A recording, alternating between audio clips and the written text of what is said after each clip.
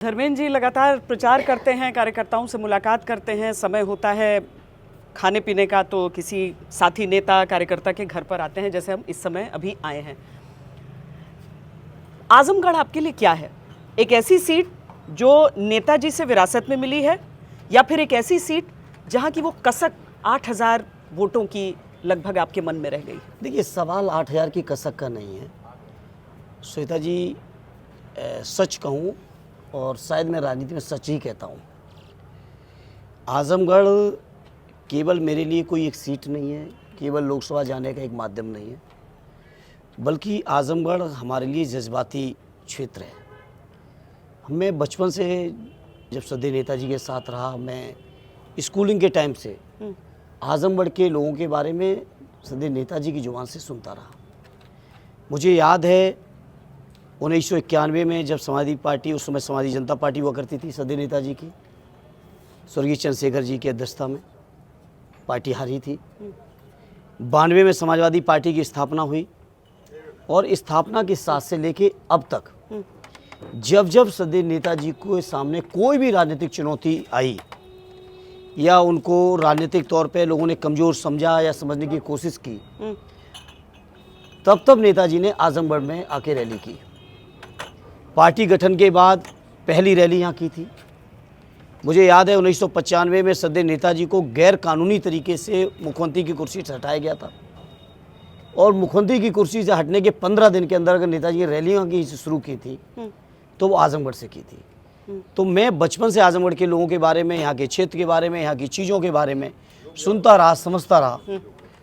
और फिर नेताजी के भाषणों में, उनके बयानों में अक्सर मैंने सुना कि इटावा दिल है तो आजमगढ़ मेरी धड़कन है। तो जिस क्षेत्र को नेताजी धड़कन मानते रहे हों, जिस क्षेत्र के बारे में आदरणीय अखिलेश यादव जी ने कहा कि आजमगढ़ मेरा दूसरा घर है, तो उस क्षेत्र को केवल हम कोई राजनीतिक तौर पर या लोकसभा में जाने का माध्यम नहीं मानता हूँ, या 8,000 की हार हमारे लिए बड़ी हार नहीं है। हमारे लिए बात ये नहीं कि मैं हारा हूँ, हमारे लिए महत्वपूर्ण ये था कि मैं आजमगढ़ के लोगों के बीच उस परंपरा को आगे बढ़ाने का मुझे पार्टी ने मौका दिया, आजमगढ़ के लोगों ने मुझे स्वीकारा, ये मेरे लिए महत्वपूर्ण था। तो ये उपचुनाव की बात थी, लगभग 1.5 साल का समय निकला है। इस समय आप आजमगढ़ में रहे हैं, आप यहाँ के बारे में लगातार आजमगढ़ के बारे में सोचा है और मेरे दिल दिमाग में एक ही बात थी कि ये आदरणीय अखिलेश यादव जी की अमानत है और चूंकि उन्होंने ही सीट खाली की थी, मुझे उम्मीद थी कि शायद वही चुनाव लड़ेंगे 24 में और मुझे पार्टी ने बधाई की जिम्मेदारी दे रखी थी। इस दरमियान पार्टी ने फैसला लिया, आदरणीय राष्ट्रीय अध्यक्ष जी ने मुझे यहाँ वापस भेजा, तो वो हमारे लिए जज्बात बदलने वाले नहीं हैं।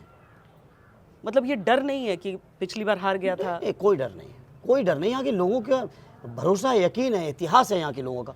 कोई एक चुनाव की मामूली हार को कारण हम क्षेत्र के लोगों को कोसें, ये गलत बात होगी। पर आप और आपको मैं बताऊं, जिस दिन मैं काउंटिंग में हारा उस चुनाव में, आप यहाँ के स्थानीय या अपने जर्नलिस्ट हों, यहाँ के लोगों से पूछिएगा, मैं उस दिन भी काउंटिंग से निकल के मैंने यही बात कही थी और आप कहेंगे तो उस दिन की मैं आपको रिकॉर्डिंग भेज दूंगा। मैंने कहा था मैं चुनाव हारा हूँ, मैं हिम्मत नहीं हारा हूँ और आजमगढ़ की समाजवादी पार्टी की जितनी तारीफ की जाए उतनी कम है और मैंने हारने की बात करके गया था। तो मेरे को भरोसा, यकीन है आजमगढ़ के लोगों पर।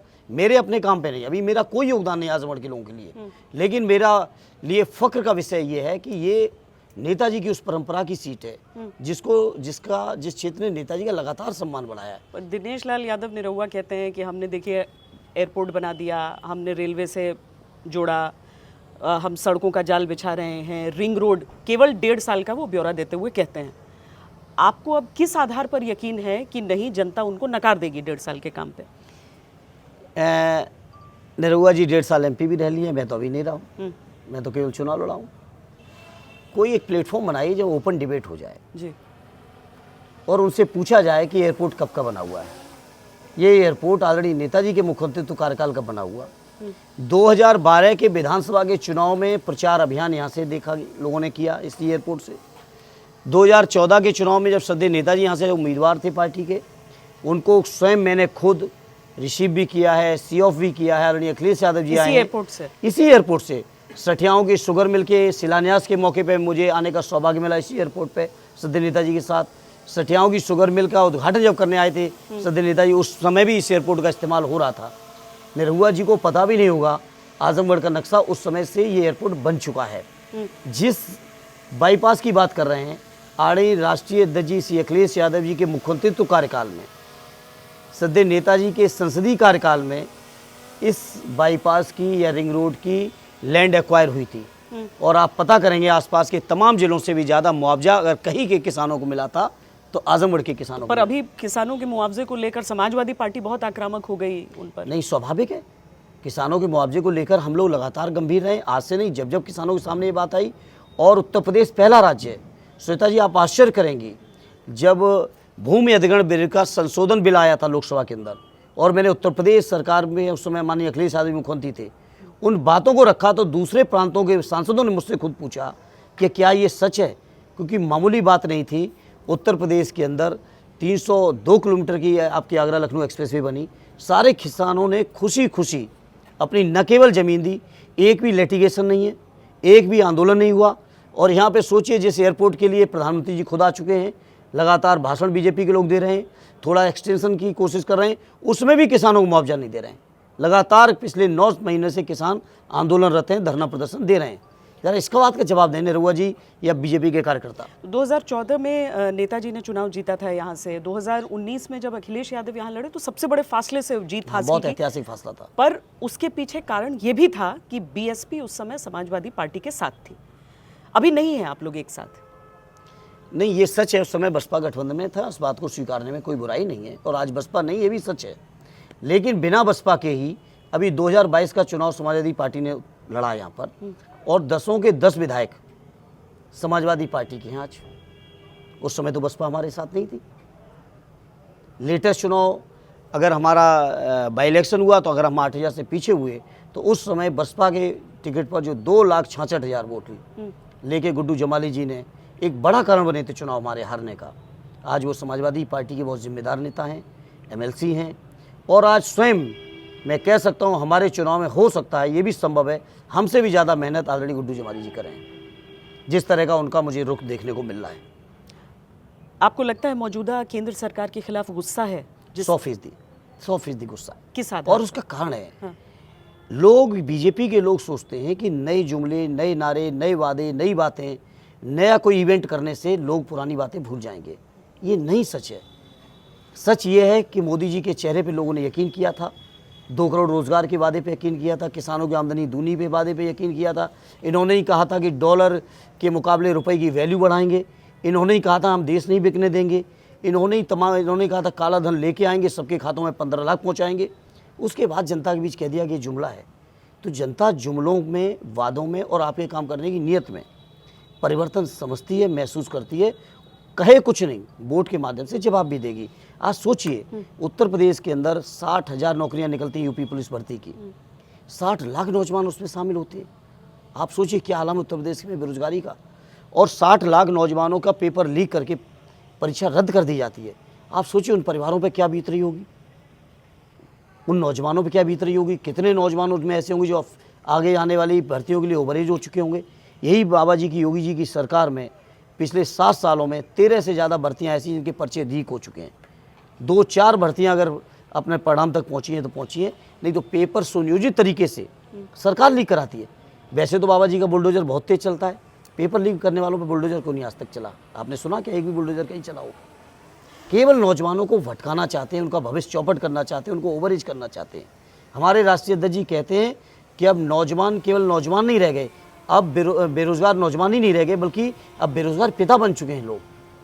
तो ये जो ओवरेज लोग हो रहे हैं, ये जो बेगारी कर रहे हैं, ये कहीं ना कहीं इनके दिल में गुस्सा और परिवर्तन आपको दिखेगा 24 के इस चुनाव में। कुछ ऐसे मुद्दे जिन पर आक्रामक रहता है आपका विरोधी दल यानी भारतीय जनता पार्टी आप पर। सबसे पहला ये कि समाजवादी पार्टी इतनी कंफ्यूज्ड क्यों है कि वो सीटों पर उम्मीदवार तय नहीं कर पाती है, उम्मीदवार देती है और फिर बदल देती है। देखिए हमारा आंतरिक मामला है, हमने तो नहीं बीजेपी के किसी उम्मीदवार के बारे में रिकमेंडेशन की हो कि इसको लड़ाइए, इसको न लड़ाइए, या इसको क्यों बदला, इसको क्यों दिया। ये तो पार्टी की आंतरिक रणनीति है।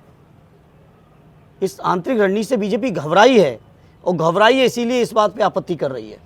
दूसरी चीज़, वो कहते हैं अच्छे होते कानून व्यवस्था से आप लोग विचलित होते हैं और इसीलिए तुष्टीकरण करते हैं। मुख्तार अंसारी का एग्जाम्पल उसमें दिया जाता है।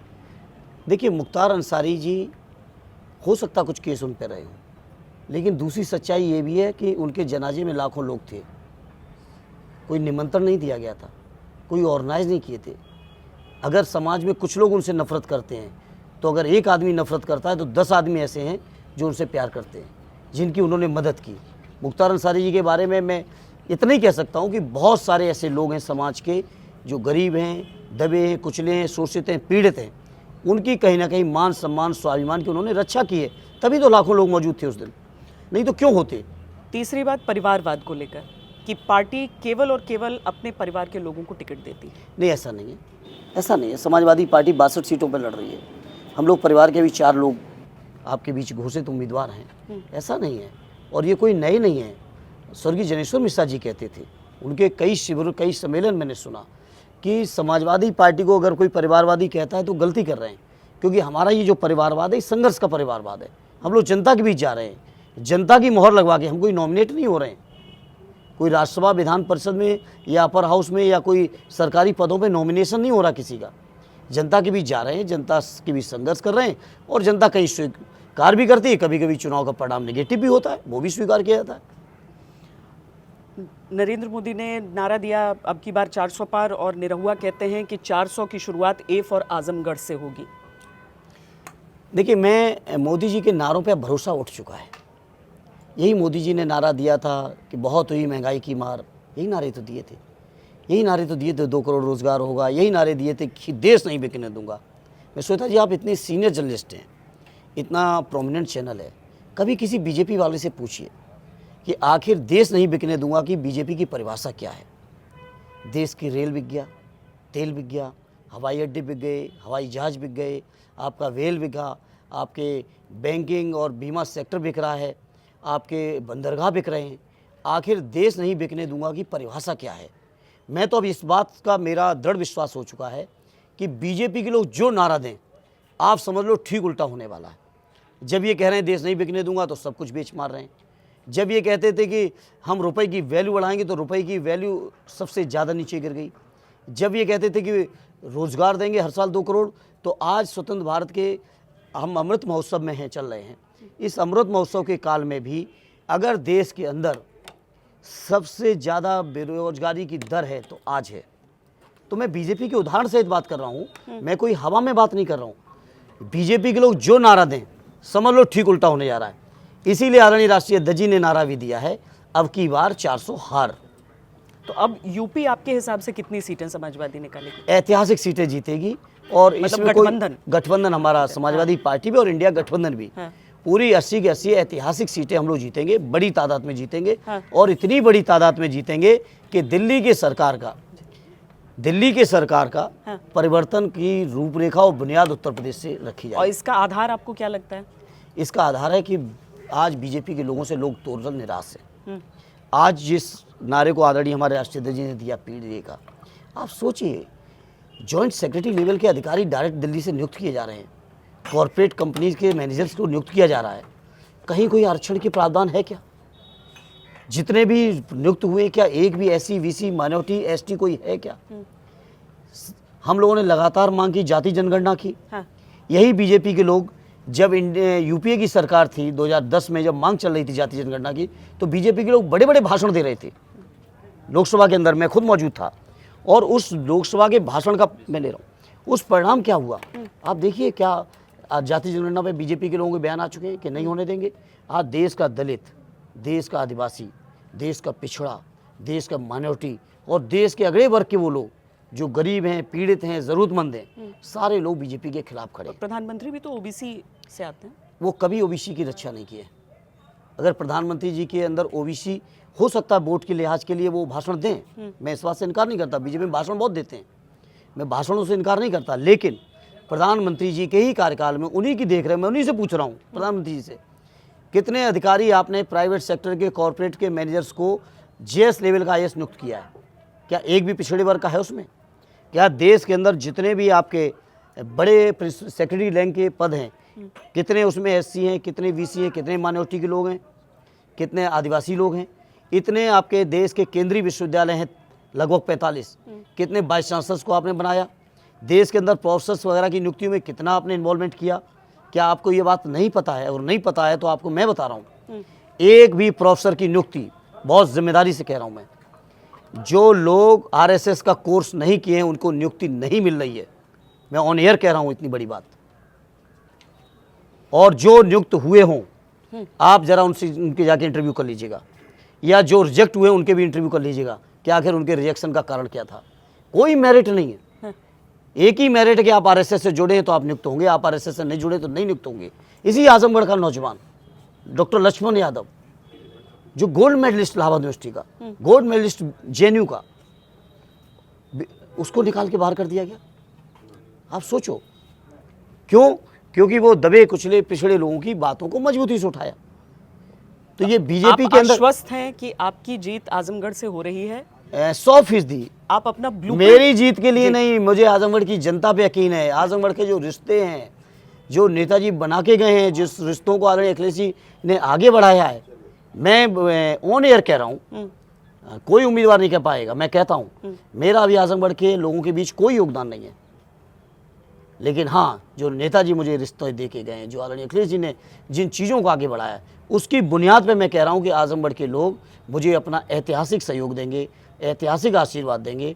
और न केवल आजमगढ़ के लोग देंगे, बल्कि उत्तर प्रदेश के बहुत सारे क्षेत्रों में समाजवादी पार्टी जीतेगी, बड़े बहुमत से जीतेगी, हमारा इंडिया अलायंस जीतेगा।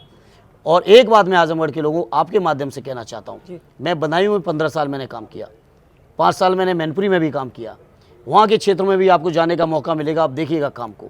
और उसी की बुनियाद पे आज मैं आजमगढ़ के लोगों को यकीन दिलाता हूँ, बेहतर से बेहतर काम करने का प्रयास करूँगा। और आजमगढ़ के लोगों को मैं जितना समझ पाया हूँ, आजमगढ़ के लोग बाकी चीज़ों से भी ज़्यादा चाहते हैं कि आजमगढ़ का मान, आजमगढ़ का सम्मान, आजमगढ़ का स्वाभिमान और आजमगढ़ का गौरव देश की संसद के अंदर बढ़े।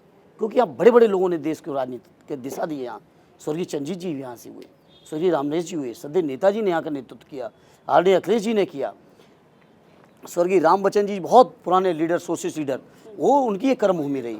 रमाकांत जी को लगातार सोशलिस्ट लीडर थे, 4 बार एमपी बनाने का काम इस क्षेत्र के लोगों ने किया। तो मैं इतना ही कहूँगा, उस परंपरा को निभाने का मैं बेहतर से बेहतर प्रयास करूँगा। ये मैं आपके माध्यम से आजमगढ़ लोगों को यकीन दिलाता हूँ। बहुत बहुत धन्यवाद हमसे बात करने के लिए। जी जी, धन्यवाद।